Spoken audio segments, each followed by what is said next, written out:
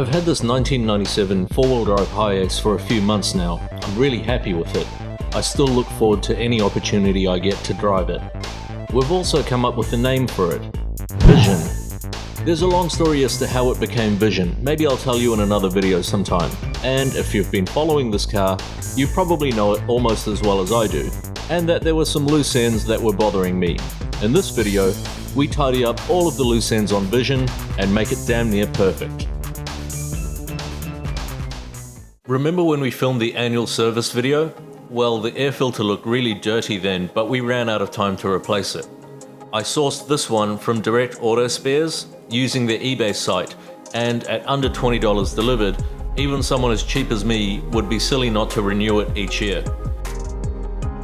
Unfortunately for me, I'm an idiot, so I ordered the wrong filter. It's identical in size to what should be in there, but there isn't a hole for the wing nut to secure it to the car. Not a big deal, 2 seconds with a power drill and we're in business. I'll put the correct part number in the description box below.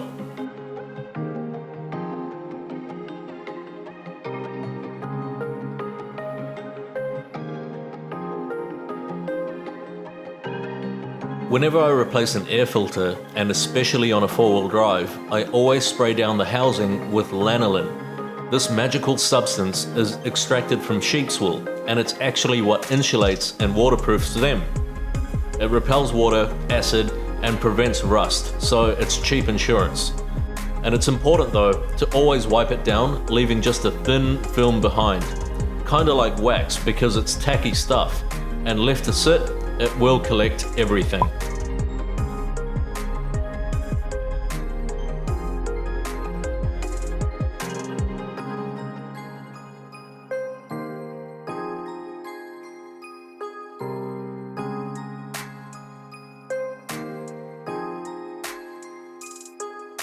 Replacing the air filter was really simple. You don't even need any tools. 2 wing nuts on a central thread is all that secures the filter and the base plate to the car. And the base plate is an oval shape, so you'd have to be either really dumb or a gorilla to get it to fit any other way.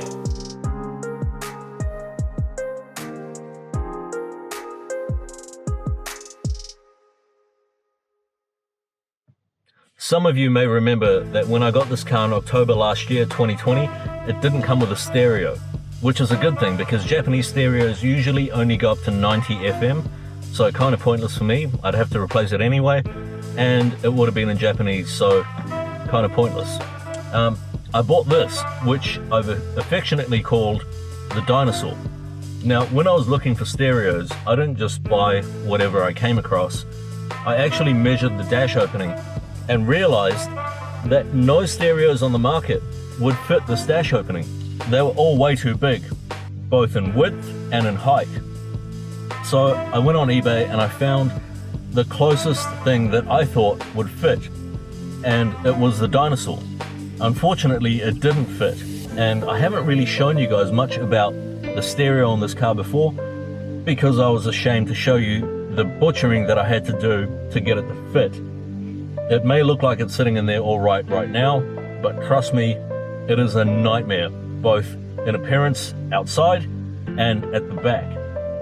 I've also learned something since then, and that is that a lot of brand name stereos like Kenwood and Pioneer, their technical specifications online might say that the stereo is too long and too high to fit into this dash, but what they do is they include the stereo faceplate surround in their measurements. So if you take this away from the brand names, almost all of their head units will fit into just a normal super custom double din dash opening. I wish I'd known that before. On the flip side, the dinosaur is the opposite. It is, even without the faceplate, way too big for this dash opening. And I'm not really sure how whoever makes a stereo in China got their dimensions, because it's so far off. Now, even with all the butchering that I had to do to get this to fit, if the dinosaur worked pretty well, it wouldn't have been such a big deal. But this is just a horrible head unit. Apparently it's got 2 gigabytes of RAM, but it operates more like it's got about 500 megabytes, and that's being quite generous. When you push the GPS button, the navigation, I've got it to load up Google Maps because it has Wi-Fi, so you can hotspot from your phone and download any apps you want. You push the GPS button and it's already loaded here for now, but in essence, it'll take about 9 minutes for it to load up an address as you punch it in, regardless of whether it's connected to the internet or just running on offline maps. And then after 9 minutes, everything would sort of warm up and it'll figure out where you are. It's really frustrating, especially considering that it has a GPS antenna hardwired to it that's sitting on the windscreen. So I find myself using my phone 99.9% of the time.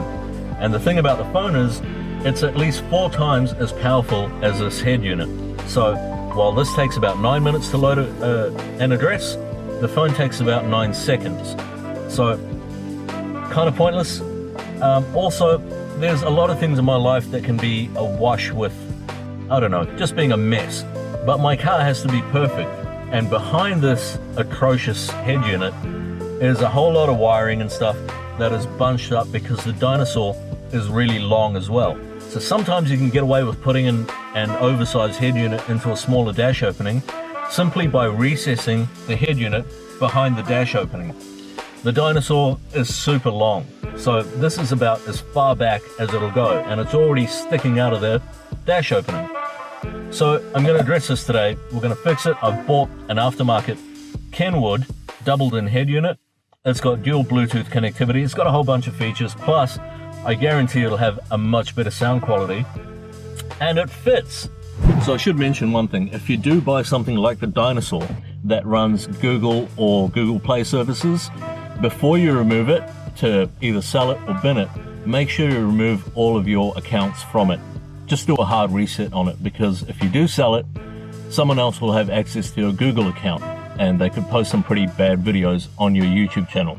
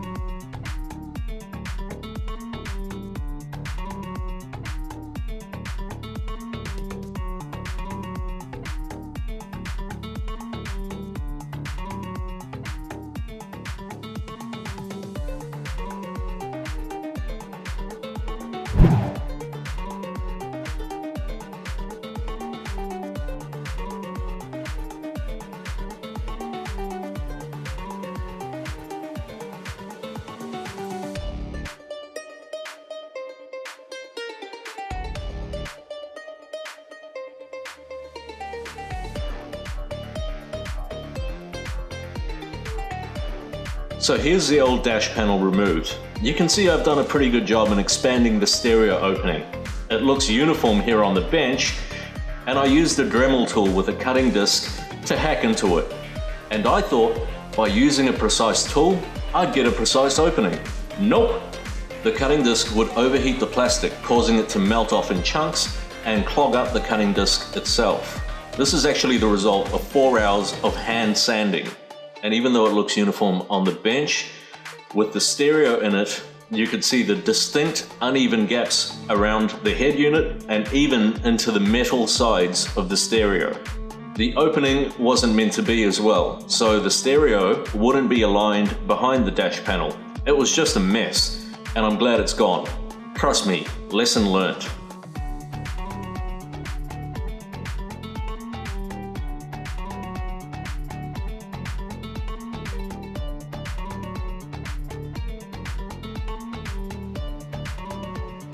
Now I'm through butchering my car. This ain't 2001 where you'd cut the original wiring loom and splice in the stereo harness, so I'm ditching the open cut harness that came with the stereo, and I'm using an ISO adapter that's already on the car with an ISO compatible harness for the Kenwood.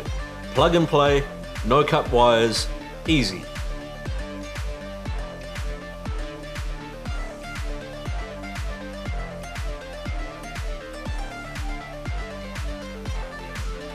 Finishing off the new head unit is a used, mint-condition dash panel that hasn't been carved up by a brown baboon. Now, I searched far and wide for a replacement dash panel. I lost about 3 months worth of sleep. No one was willing to help until I found Custom Coaster Conversions in New South Wales. Yep, the same company who purchased Vision in Japan, shipped it to Australia, complianced and registered it, and then delivered it to me. I noticed they maintain a constant online presence, answering questions and helping people with information on cars like the ones they sell. They also keenly buy wrecked vehicles to use for parts, so their customers have something to fall back on. Incredible, considering their business is based around 20-plus-year-old imports.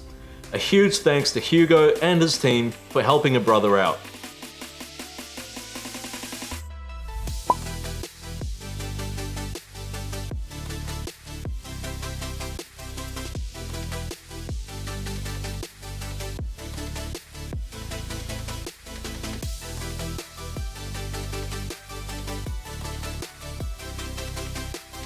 As you can see, the banana is much longer. As you can see, the dinosaur is much longer than the new Kenwood head unit. You can also see the utter butchery I had to do in order to make the brackets fit. The new head unit uses the car's original stereo mounting plates. Once installed, the new head unit and dash panel really cleans everything up inside. The new head unit sounds great and has remarkably increased the quality of sound coming out of Vision speakers. Vision has all of its windows tinted. The back was already on from Japan, and I had the 2 front windows done. There is some damage to one window where a victim tried scratching their way out, but I stopped her quickly. The van has some scratch tint. I don't know how it got there, but we're gonna fix it anyway. After a bad experience with another company, the people that did the 2 front windows, I turned to Colin's Window Tinting because they have 30 years of experience tinting everything from Porsches to houses. Colin determined that in order to get a really good finish, the window had to be removed. That wasn't a big deal. There's only 3 screws that hold it in place. Once on the bench, Colin began removing the old tint. Now, he didn't even need to use a heat gun or a steamer because the tint happened to be of really shit quality, so it just pulled off.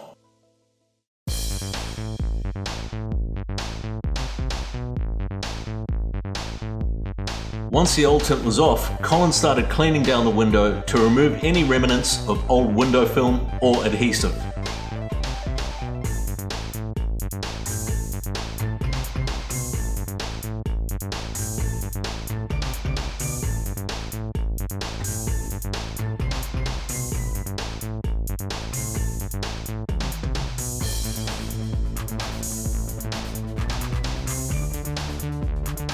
Colin then flipped the panel over and used the outside as a template to cut the new film. And the new film has been color matched to suit the rest of the van.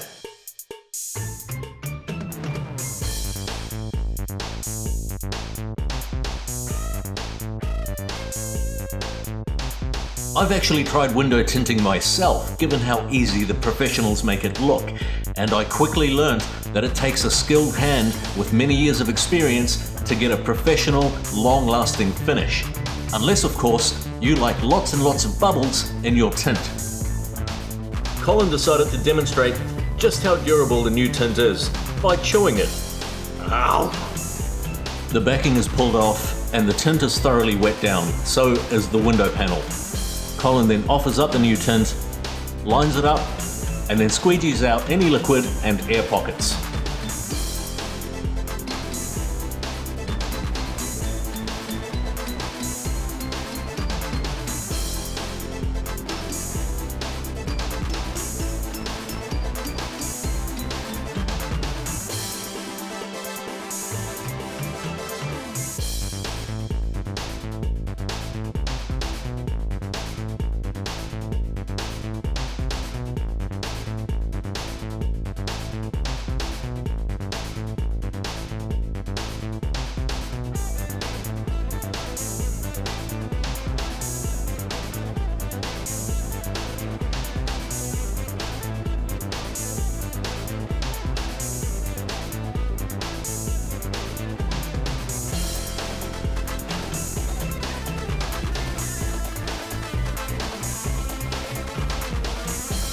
Colin then uses a heat gun around the holes where the glass panel mounts to the car, because he hates circles.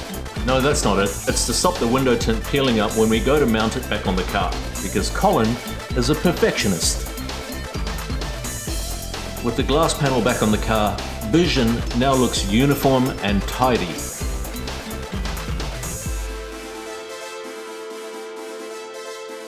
Now it's around this time that Colin became a little bit suspicious and started asking questions as to how the old tint got damaged. So I gave him a fake name and then I got the hell out of there. Now I'll admit, it was really nice to have navigation on the dinosaur when it worked. However, I found myself using my phone 99.9% of the time. But I really didn't want to buy a phone holder. I've had them in the past. You have to fumble around with clamps to try to get the phone to sit right.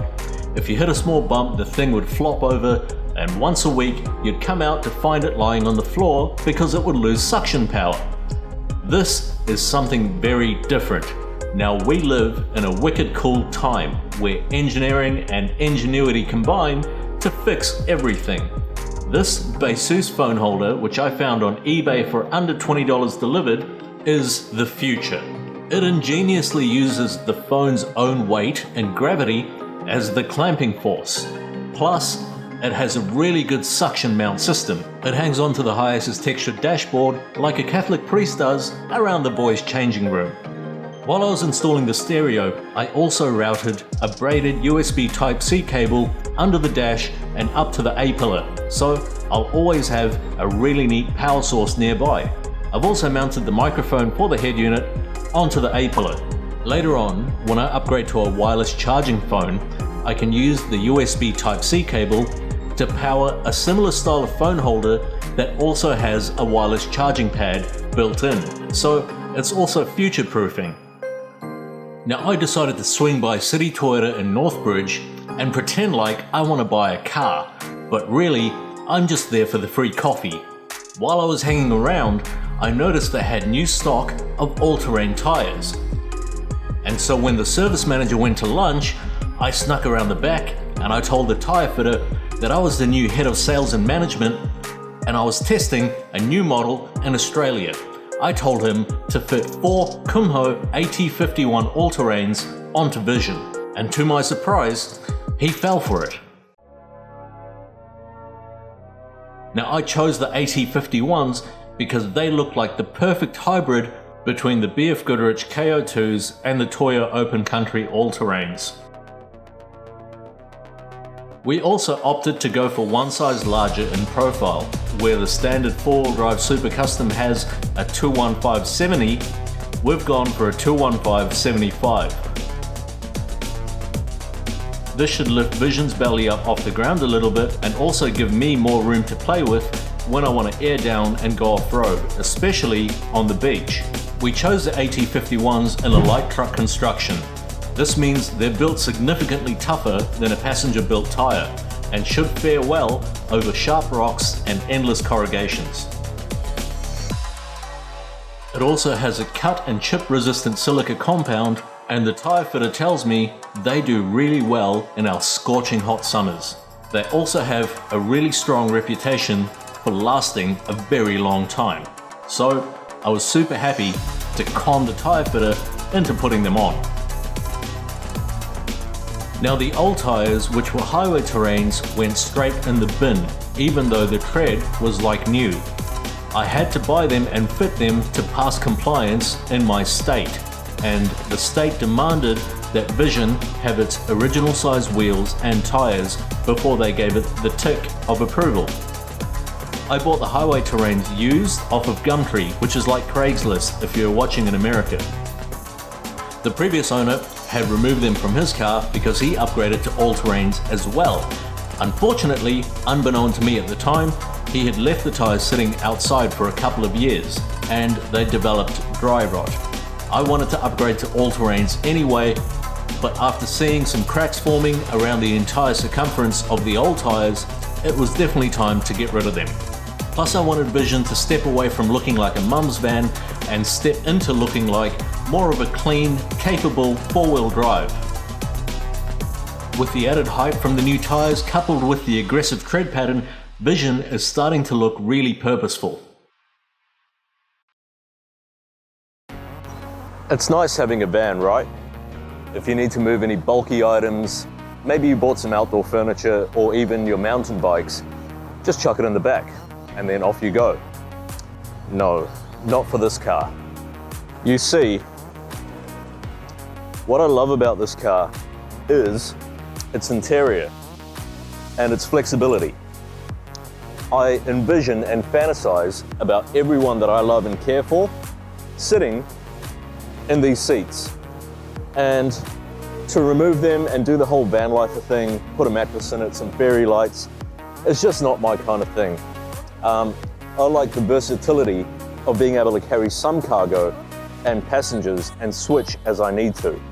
Besides, removing the interior of a super custom like this, to me is kind of sacrilege. It's like putting a V8 in an RX-7. Might be cool and fun, but you're kind of taking the soul away from the car. So, I've come up with a solution. And that solution is,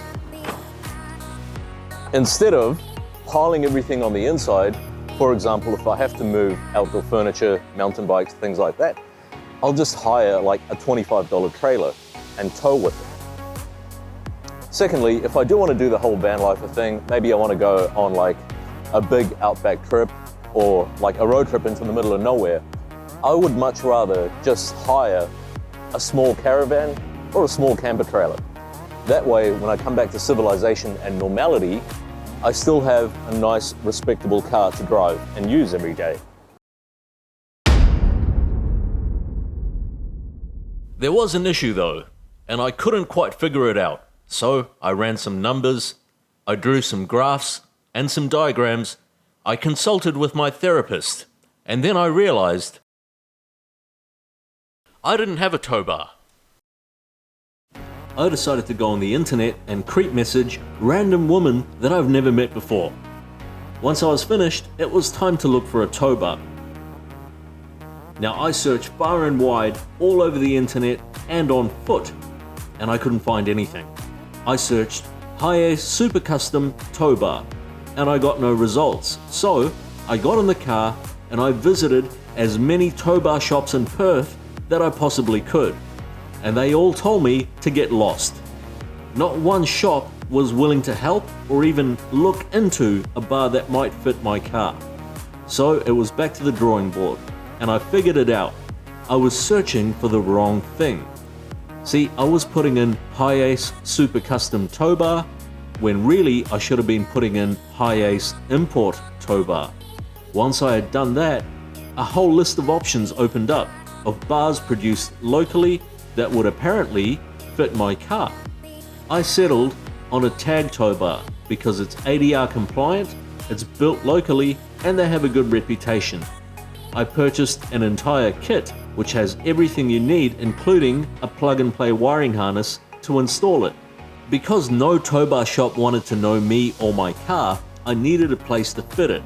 So I decided to borrow the hoist at Lehman Mechanical.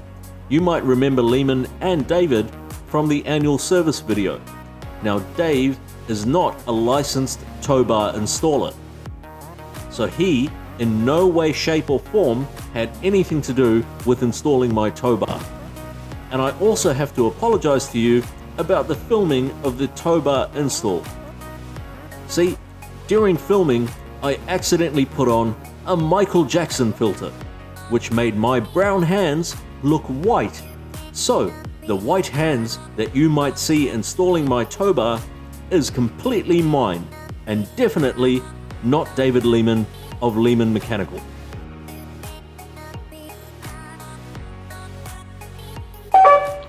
Okay, let's pause the video there for just 1 second because I need to lead you on into what you're about to see.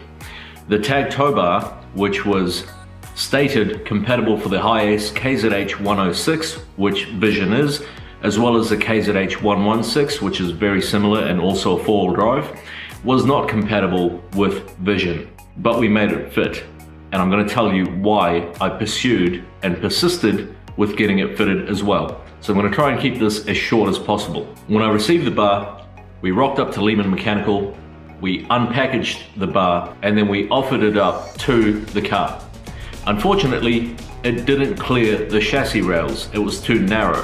It was short about 15 millimeters, which, when you consider what the bar's made out of, pretty heavy gauge, thick steel, it's not something you can just prise apart and pull apart very easily. Given I had waited almost 2 months for this tow bar to show up, I took it to a local fabrication shop. They measured it diagonally, and they were quite perplexed. So firstly, it appears that the heat from the welding during construction of the bar pulled it in 15 millimeters, just enough so that it would not clear the chassis rails, which means that TAG did not check their measurements after constructing the bar and then shipping it off.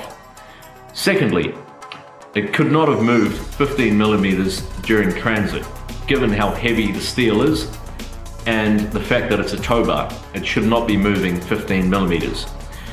Ultimately, the guys at the fab shop put it on a jig and got me my 15 millimeters back. So it was back over to Lehman Mechanical, back on the hoist, removing all the bits that we need to in order to get the tow bar to clear. We quickly ran into a problem. One of the tie down points, which is welded onto the passenger side chassis rail, was in the way.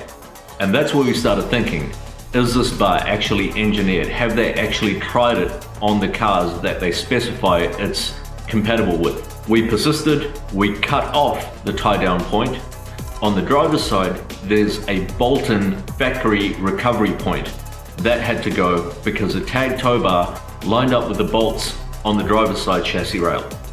Unfortunately, that's about where things started going wrong. Picture this television remote as a chassis rail, like that, vertically. It's long and it's slender.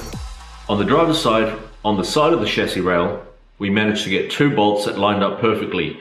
2 big high tensile bolts that came in the kit. Now, TAG says that ideally you should put a 3rd bolt underneath. However, none of the bolt holes lined up on the bottom of the chassis rail with the existing threaded captive nuts on Vision. On the passenger side, it was the opposite story. Vision didn't have any bolt holes on the side, and it had a whole bunch, well, it has a whole bunch of threaded holes on the bottom. Only 2 lined up on the bottom and none on the side. And strangely, 1 big bolt, high tensile bolt like the one that went on the side of the driver's side chassis rail, and 1 smaller one. And when we looked in the kit, sure enough, there was 1 smaller high tensile bolt.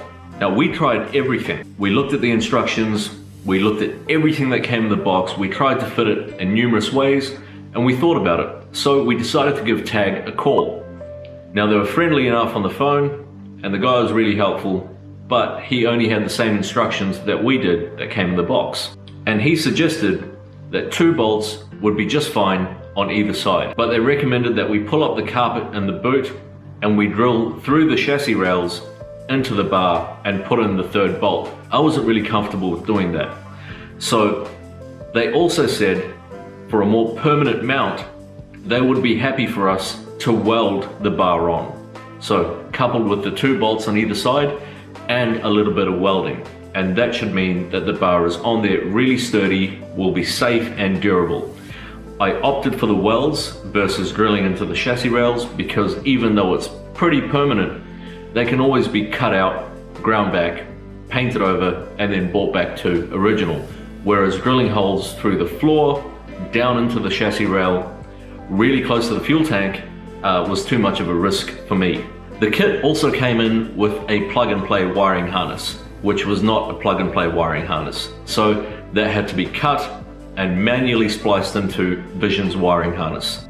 Now, when I was picking the TAG tow bar, I had the choice between the TAG or the Speedy tow bar. I went for the TAG just because. I don't know, I just picked it.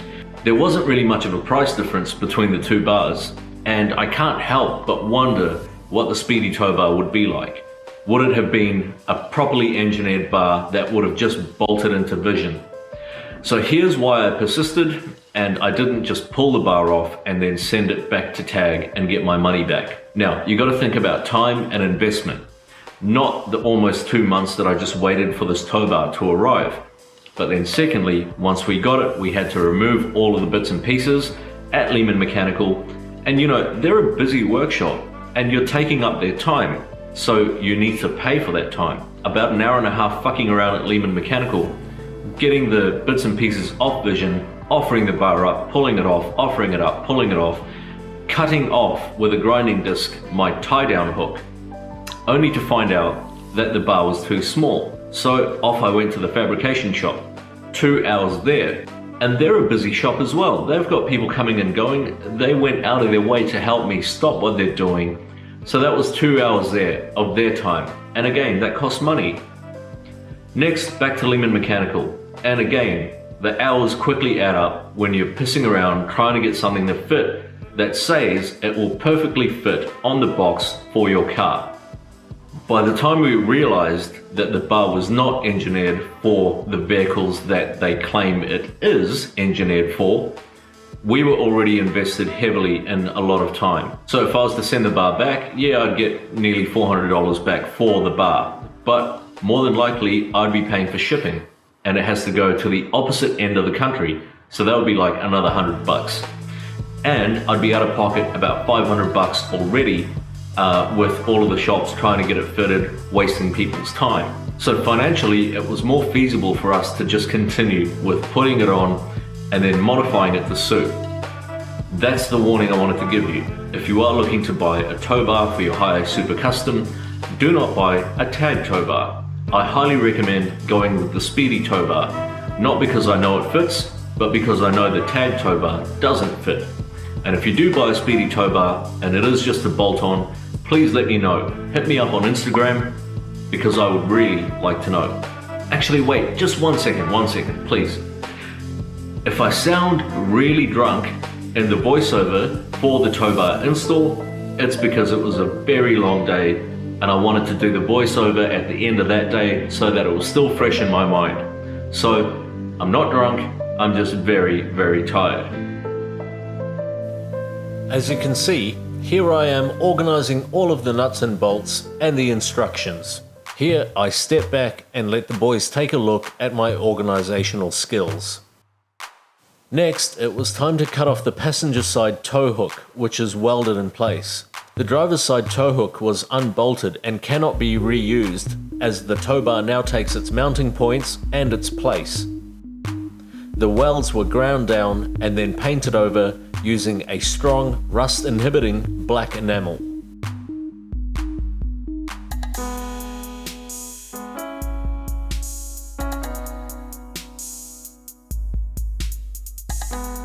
The tow bar is then offered up, the bolts aligned, and then everything tightened down.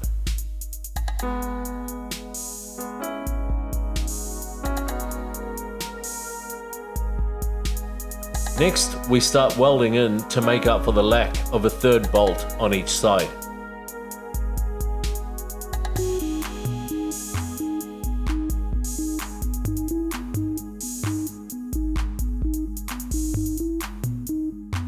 The welds are firstly made onto the chassis rail inside the empty bolt cavity. Then, weld is built up where a bolt would normally have gone. This acts like a bolt and also a dowel at the same time, and it creates a really strong bond.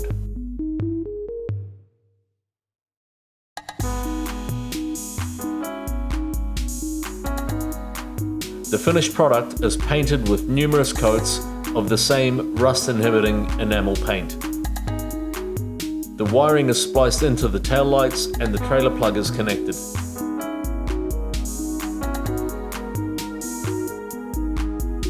Now, if you really care about vision and you're worried about the welds going onto the chassis rails, please don't worry. If I ever need to remove the tow bar, it's as simple as unbolting it, cutting off the welds, grinding everything back, and then giving everything a good lick of paint. It can definitely be removed. And about losing the tow hooks, they actually make rated recovery points, I noticed, that would suit the bolt holes on the side of the chassis rail, so they can be replaced in the future if I need to as well. Everything can be put back, even though it's welded in place. Lastly, while the car was on the hoist, I sprayed down the entire underbody and the new tow bar with Lanatec Steel Seal. This formulation is really serious. It uses a solvent to go on, which flashes off, leaving an incredibly durable finish on the surface. It's almost invincible to water and acid and is completely self-healing. It's so good it actually hermetically seals the metal. I've had Vision for a good few months now, so I know how it should be driving, and I noticed that it leans a lot into corners. So I called the boys up at Pedders Suspension in Osborne Park, and I told them that I was leaning into corners, and they told me to stop drinking. But for the car, they replaced some of the front suspension bushes, specifically the sway bar bushings. Now I had the choice of going between rubber and polyurethane, and I chose polyurethane because I don't really need the wheel articulation, and I'm after long-term durability and longevity. With the new bushes fitted, Vision honestly drives like a new car. It stopped the lean into corners, and there's no noise whatsoever. It's a completely silent ride. So now the car drives just as good as it looks.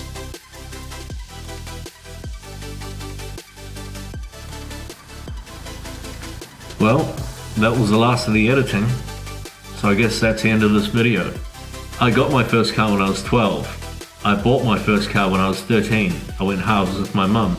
It was a 1991 Toyota Synos. I called it the Silver Bullet because it was silver, it was manual, it was awesome. But ever since that first car that we bought at 13, none were ever quite complete. There was always something to be done to them. First it was the MR2s, the Skylines, the Saphiros, the Hondas, and then it went to four-wheel drives. So instead of going lower, things started getting higher. And they were never quite complete, which meant I never actually got to enjoy them. Because instead of going out on that road trip, instead of thoroughly using them, I was waiting for the next mod. Then it will be ready. For the next thing, then it will be ready.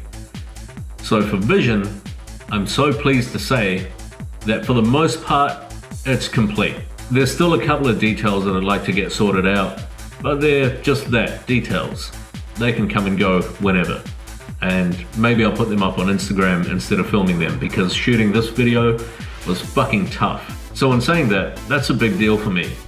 To finally, for the first time in my life, have a car that's complete.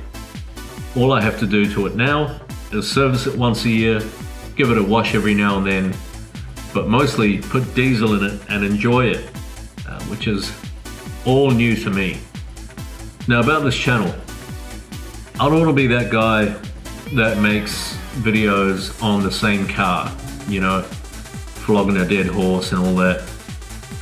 There's still probably 101 different things that I can shoot just on Vision that would probably apply to every other car out there. But, you know what I mean. I don't know. Plus, I'm not really proud of anything that I've made to date. Kind of embarrassed by it, but I'm too fucked up to care. I don't know, you tell me. Should I keep making videos or should I close the book?